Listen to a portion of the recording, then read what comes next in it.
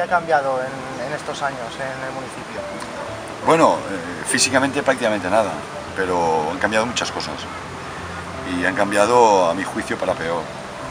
Tenemos más paro, prácticamente hemos duplicado la tasa, estamos en 2.200 y pico parados del INE, 2.800 casi del EPA, que es lo importante.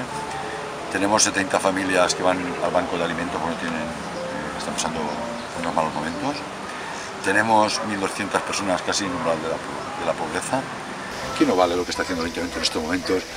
Está bien contratar para 3 meses que vienen elecciones para después que se vayan a la calle, para intentar rascar algún voto y aprovecharse de conforme está la gente. No, eso, en 4 años no han hecho nada. Nosotros planteamos empleo estable, seguro, dentro de un mercado laboral muy precario, pero con nuestras empresas que tenemos en el polígono. Por tanto, vamos a generar empleo público con las empresas, con los proyectos que tenemos públicos como CREAT o como Ecorriba, pero sobre todo el empleo va a generarse en nuestras 850 empresas que tenemos en el polígono sur y en el polígono Entrevías. Y ahí es donde se va a abocar el Ayuntamiento.